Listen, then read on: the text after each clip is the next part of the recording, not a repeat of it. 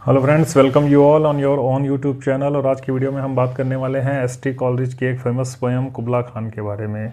तो सेंटर में हम देख रहे हैं ये हमारे एस.टी. कॉलरिज जो आज के पोइट है जिनके बारे में हम बात करेंगे। और एस.टी. कॉलरिज ने किसकी बात करी है? इस कुबला खान की बात करी है इस पोएम के अंदर। जो क्या हुआ करते थे अपने यहाँ ज़ेनाडू सिटी, जो कैपिटल थी इन कुबला खान की, यहाँ ये शासन किया करते थे, जो कहाँ लोकेटेड है, चाइना में।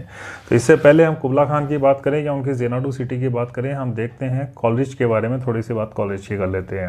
अगर हम कॉलरिज की बात करें तो कॉलरिज का लाइफ स्पान है वो 1772 से 1834 का है, यानी 1772 में इनका बर्थ हुआ और 1834 में इनकी डेथ हुई। ये एक इंग्लिश पोइट हैं, लिटरेरी क्रिटिक हैं और एक फिलोसफर हैं।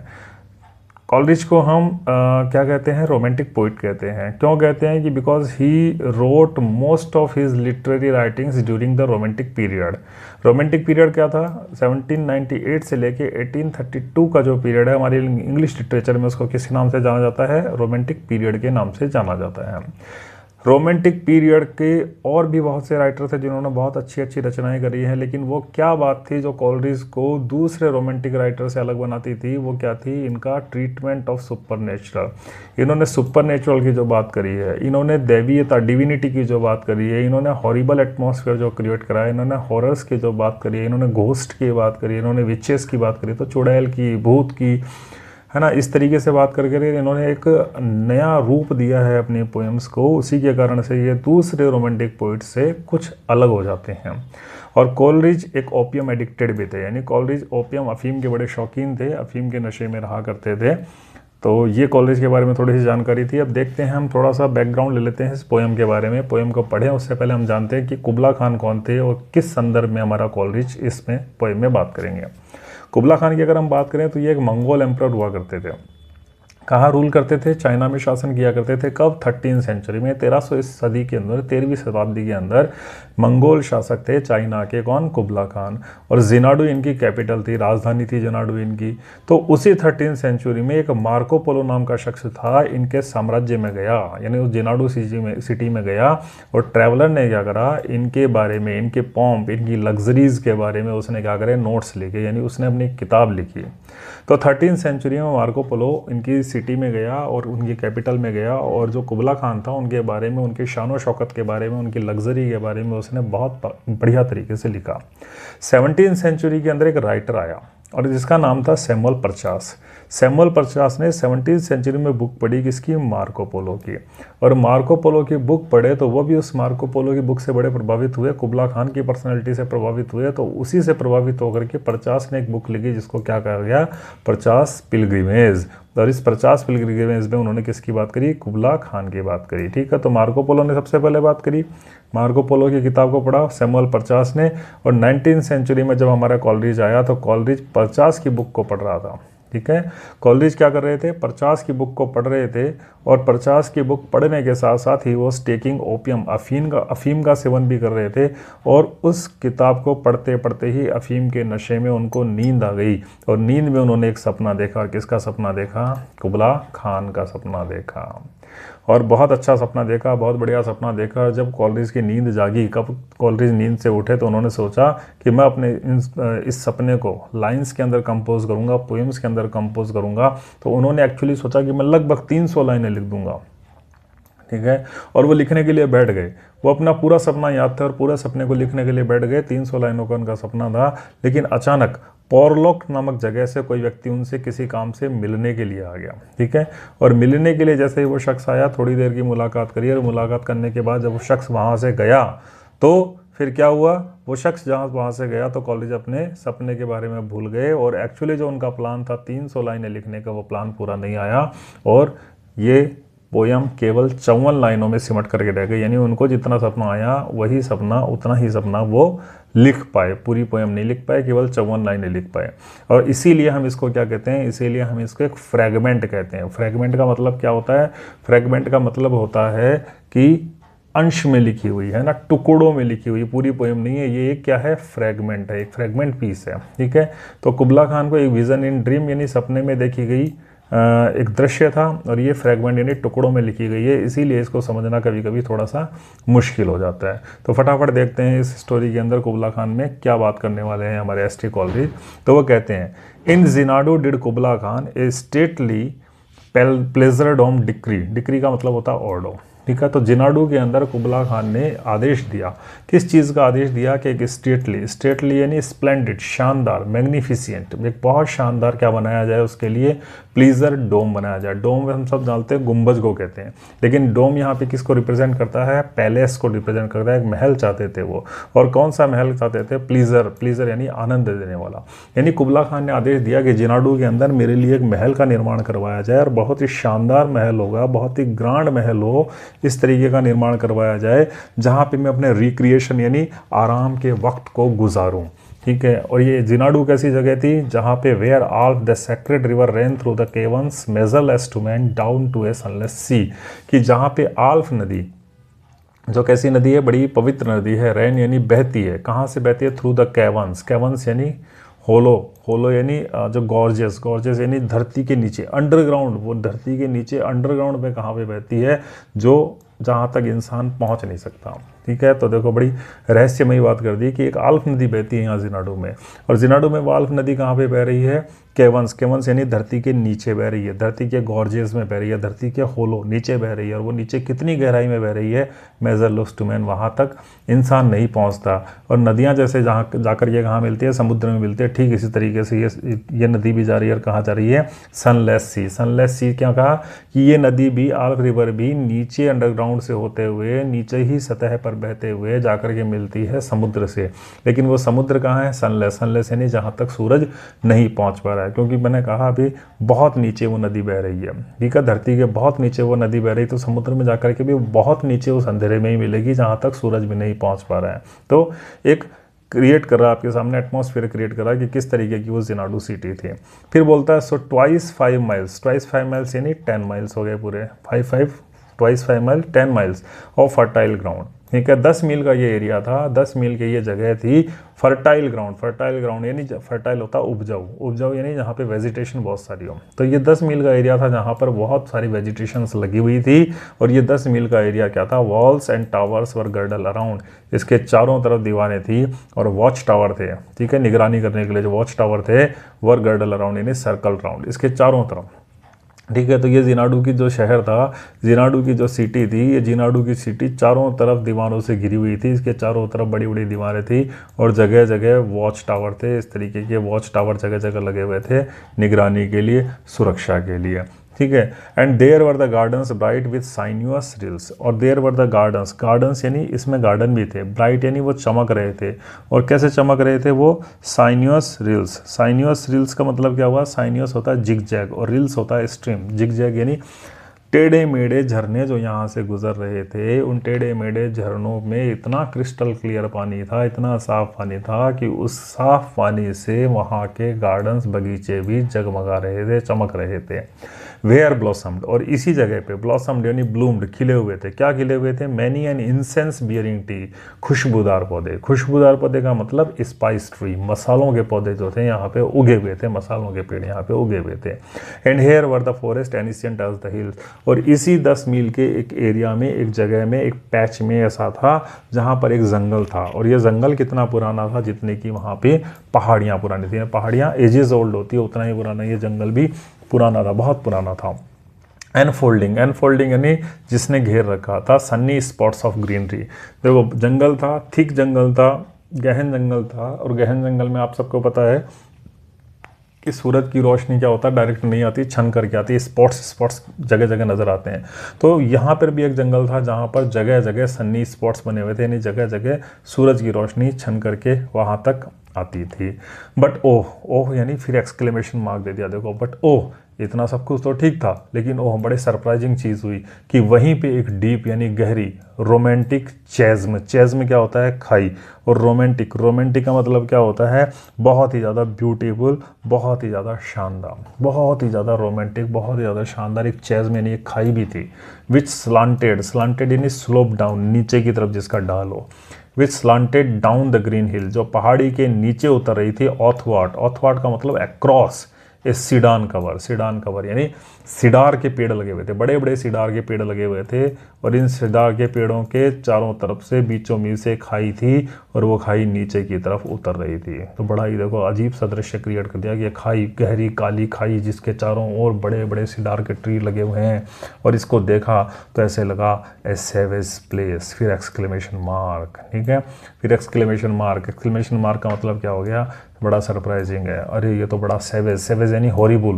ये तो बड़ा हॉरिबल, बड़ा डरा देने वाला स्थान था। एज होली यानी बड़ा सेक्रेड, बड़ा पवित्र, एंड एनचांटेड यानी अंडर ए मैजिकल स्पेल, और किसी रहस्यमयी शक्तियों के अधीन ये दिखाई दे रहा था।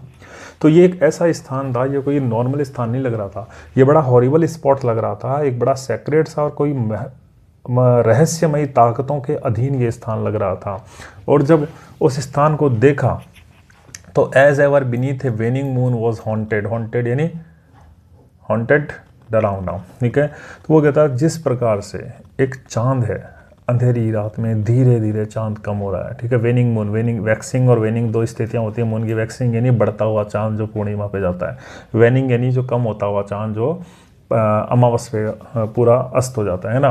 तो ऐसा लग रहा था कि मानो कोई वेनिंग मून यानी धीरे धीरे चांद कम हो रहा है, और उस चांद के नीचे बीनीथ कोई वुमन, औरत बैठी हुई है, एंड वेलिंग यानी क्राइंग विथ पेन, दर्द से वो चिल्ला रही है, फॉर हर डीमन लवर, अपने प्रेमी के लिए, अपने दैत्य प्रेमी के लिए, अपने राक्षस प्रेमी के लिए। और कौन सा राक्षस प्रेमी, जो उसको छोड़ गया है, उसके लिए वो चिल्ला रही है, उसके लिए वो दर्द से करा रही है। तो उसके तो को तुलना करिए, एज उसने दिया ना, as holy as ever beneath a waning moon, जिस प्रकार कम चंद्रमा के नीचे, जिस प्रकार धीमे चंद्रमा के पीछे, जिस प्रकार घटते हुए चंद्रमा के नीचे मानो कोई चुड़ैल बैठी हो, मानो कोई औरत बैठी हो, और वो जोर से विलाप कर रही है। किस लिए? क्योंकि उसका कोई प्रेमी है जो डीमन है। डीमन यानी अनअर्दली, इस धरती का तो नहीं है, डीमन है, राक्षस इस धरती पे तो नहीं रहते, कोई पाताल लोक का है, पता नहीं कहाँ का है,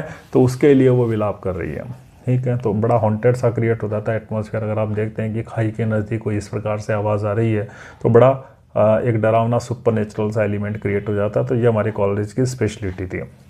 एंड फ्रॉम दिस चैज़म, और फिर कहता है अब ये खाई की बात करते हैं। ये खाई की बात करें तो ये खाई भी कोई नॉर्मल खाई नहीं थी, अजीब सी थी, क्योंकि इसमें से क्या हो रहा था, सीजलेस यानी कंटिन्यूस, ठीक है, सीजलेस यानी कंटिन्यूस, टर्मोइल यानी नॉइज़, सीदिंग यानी बॉयल आउट, ठीक है। तो ये जो खाई थी इसमें से कंटिन्यूस एक नॉइज़ जो था, वो कंटिन्यूस से नॉइज़ सीदिंग यानी बॉइलिंग आउट यानी बाहर की तरफ आ रहा था। इस खाई में से आवाज़ें आ रही थी लगातार, बड़ी तेज़, और ऐसा लग रहा था, फिर वो तो सिमली आ गई, as if this earth is fast thick pants were breathing, pant यानी हाफना। ऐसे लग रहा था कि धरती जल्दी जल्दी सांस ले रही है, और उस कारण से धरती जो है हाँफ रही है। ए माइटी फाउंटेन, और एक पावरफुल फाउंटेन मूवमेंटली यानी वॉज फोर्स्ड यानी बस्ट आउट। तो एक फाउंटेन भी इसमें से निकल रहा था, एक फंवारा भी इसमें से निकल रहा था, लेकिन ये फंवारा कंटिन्यूस नहीं निकल रहा था, ये फंवारा मूवमेंटली यानी बीच में, है ना, मूवमेंटली यानी बीच में ये फंवारा निकल रहा था। अमिड, और इसी के बीच में whose swift half intermitting burst, half intermitting यानी हाफ इंटरवल में, धीरे धीरे इंटरवल के दौरान, धीरे धीरे अंतराल के दौरान जब यह फंवारा बस्ट हो रहा था, ठीक उसी समय ह्यूज फ्रेगमेंट्स यानी पहाड़ी पे, ठीक है, फंवारा हो रहा था, तो ठीक उसी समय क्या था, पहाड़ी पर से बड़े बड़े पत्थर, ठीक है, चट्टानों के बड़े बड़े पत्थर जो थे नीचे की तरफ गिर रहे थे, ठीक है।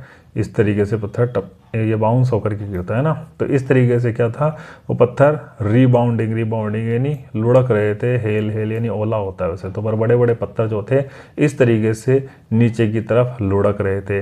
अब ये पत्थर लुढ़का, देखो ये पत्थर एक बार लुढ़का तो यहाँ पे टकराया, टूटा, छोटा हो गया, फिर लुढ़का, फिर टकराया, फिर छोटा हो गया। तो इस तरीके से जब ये नीचे पहुँचता है तो ये पत्थर छोटा सा रह जाता है ना। तो वो भी यही बोल रहा है कि बड़े बड़े पत्थरों के टुकड़े नीचे की ओर गिर रहे थे, और वोल्टेड यानी बाउंस होते हुए नीचे की तरफ गिरे, तो ऐसा लगा शेफी ग्रेन बीनीथ द थ्रेशर है। जिस प्रकार से थ्रेशर फ्लेल में 2 स्टिक होती है, ठीक है, लकड़ी की 2 स्टिक होती है, जिनसे क्या करा जाता है, जो कॉर्न होता है, अनाज से हस्क यानी जो भूसा होता है, जो कचरा होता है ना, वो अलग किया जाता है, तो सिर्फ अनाज अनाज रह जाता है, कचरा अलग हो जाता है। ठीक इसी प्रकार से इनको देख करके लग रहा था कि ये अनाज के दाने के जितने टुकड़े नीचे पड़े थे पत्थर के, और इनसे ये कचरा जो था ये अलग हो गया था। ठीक है, तो बड़ा सा पत्थर था, ऊपर से लुढ़का जब तो, और नीचे तक पहुंचा तो ये छोटा सा रह गया। तो ऐसे लग रहा था मानो किसी ने थ्रेशर के बीच में, या थ्रेशर से क्या कर दिया हो, थ्रेशर से फसल से, कॉर्न से हस्क को अलग कर दिया हो ना, दानों से अलग कर दिया हो। ठीक इसी प्रकार से छोटा सा टुकड़ा लगा। And amid these dancing rocks at once and ever, और यही डांसिंग रॉक पत्थर ऊपर से गिर रहे हैं, तो ऐसा लग रहा था कि पहाड़ियाँ नाच रही है। तो इन्हीं पहाड़ियों में से, इन्हीं नाचती हुई पहाड़ियों के बीच में से ठीक उसी समय flung up the momently sacred river, momently यानी बीच बीच में क्या निकल रही थी, एक पवित्र नदी भी बीच बीच में निकल रही थी। ठीक है, तो ये डांसिंग रॉक्स थी, और डांसिंग रॉक्स के बीच में ही एक पवित्र नदी भी निकल रही थी।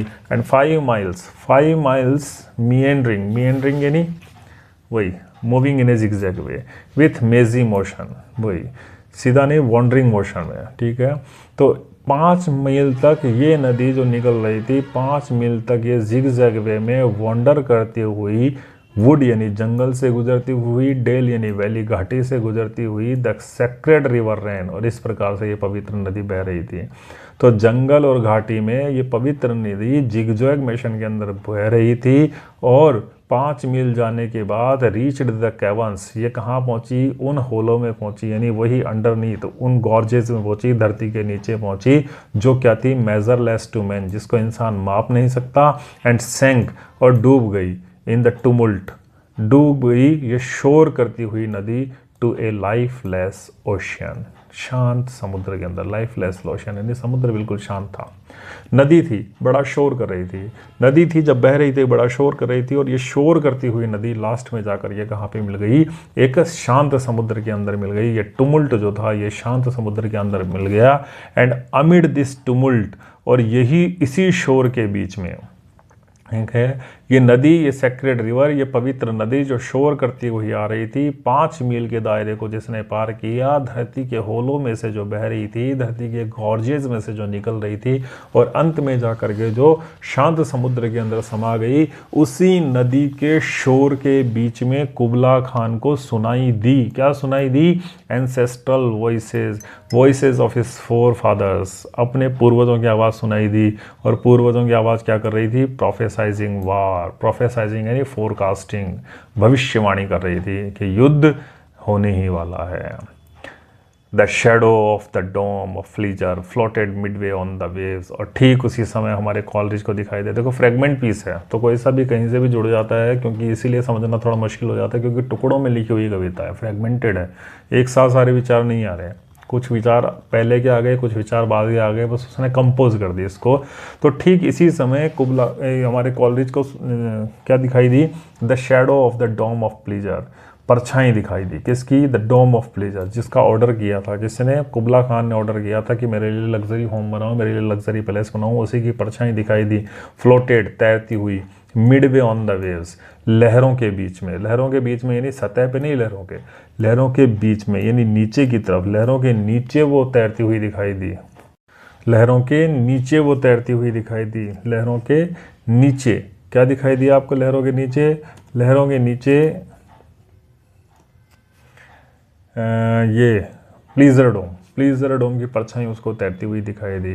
वेयर वॉज, और कहाँ पे लहरों के नीचे, where was heard the mingled measure from the fountains and the caves, जहाँ पे सुनी गई थी, क्या सुनी गई थी, mingled measure of fountain and the caves, जो फाउंटेन जो झरना था, एंड द केव्स जो होलो फिशर था, वहाँ से जो तेज़ आवाज़ें करता हुआ पानी बह रहा था, उस पानी के बहते आवाज़ के बीच में जो समुद्र से जाकर ये मिल रहा था, ठीक वहीं पे हमारे कॉलेज को क्या दिखाई दी, कॉलेज को वो शेडो दिखाई दी।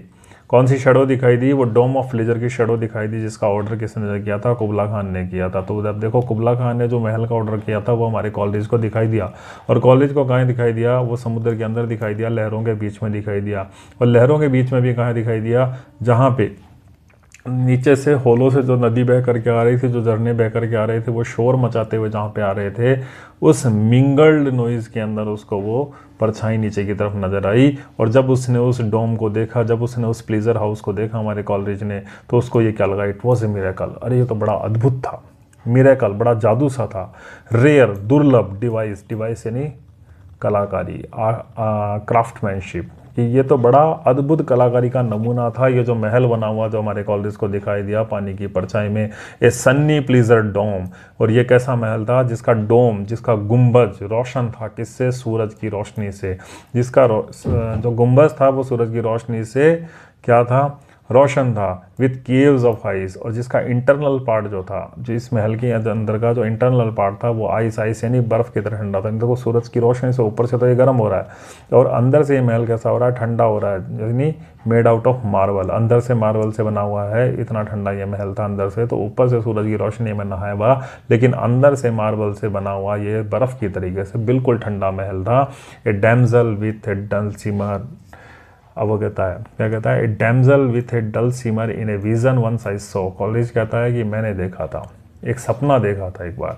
कॉलेज कहता है मैंने एक विज़न देखा था, और मेरे सपने में किसको देखा था, एक डैमजल को देखा था। ठीक है, डैमजल यानी एक लड़की, एक लड़की को देखा था, मैंने देखा था। मैंने अपने सपने में एक लड़की को देखा था, और उस लड़की को जो मैंने देखा था, वो लड़की क्या कर रही थी, वो लड़की डल सीमर बजा रही थी। डल सीमर क्या होता है, dulcimer is a musical instrument. ठीक है, तो मैंने एक जवान लड़की को देखा, मैंने युवा लड़की को एक बार एक सपने में देखा था, और वो युवा लड़की क्या कर रही थी, वो युवा लड़की डल सीमर को बजा रही थी। और ये लड़की कहाँ से बिलोंग करती थी, it was an Abyssinian maid, Abyssinian maid, maid यानी गर्ल।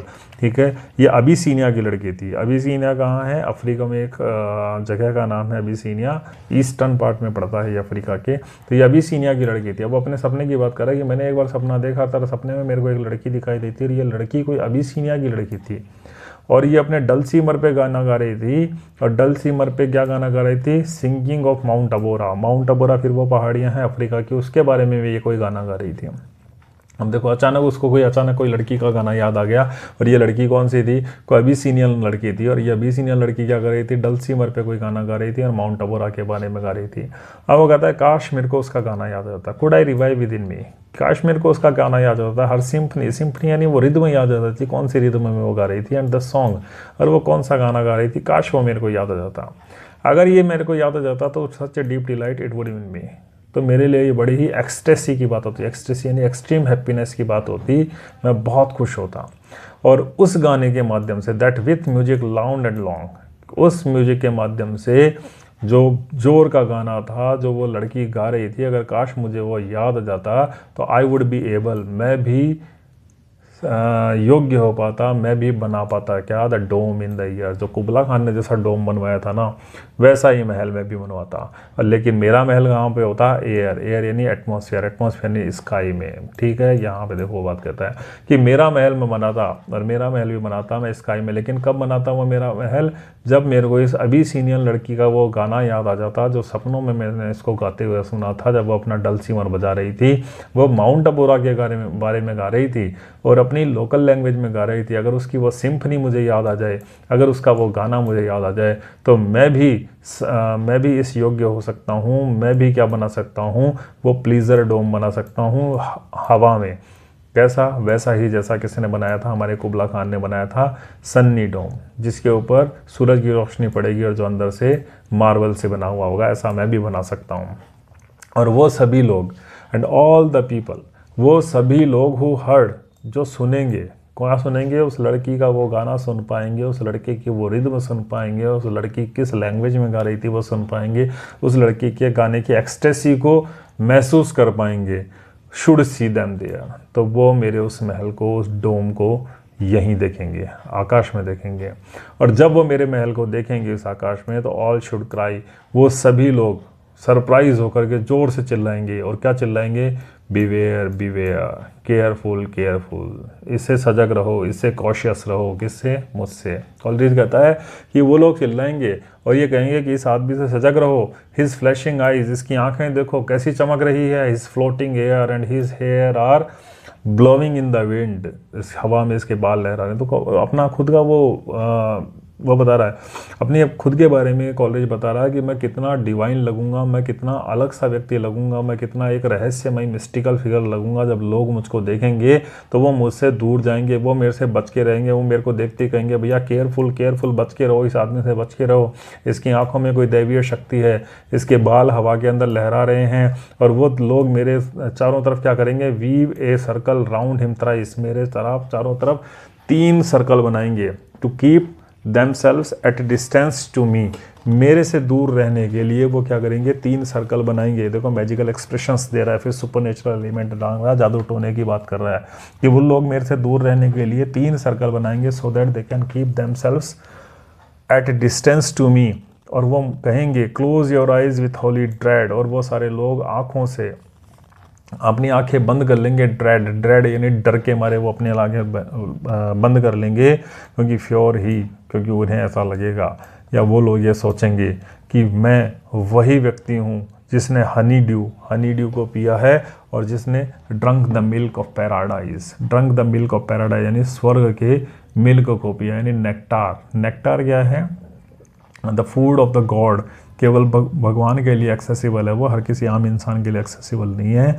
तो वो अपनी तुलना उस डिविनिटी के साथ करता है कि अगर मुझे वो लड़की का गाना याद आ जाए, अगर वो मुझे लड़की की रिदम याद आ जाए, अगर मैं उस लड़की के गाने को गुनगुना लूँ या मेरी जहन में वो गाना आ जाए, तो मैं भी इस काबिल हो सकता हूँ कि जैसा जिनाडू में कुबला खान ने डोम बनाया था, the same dome I can create, मैं भी डोन क्रिएट कर सकता हूँ। और जब लोग मुझे देखेंगे तो उस समय मेरी आंखों में चमक होगी अजीब सी, मेरे बाल हवा में लहरा रहे होंगे।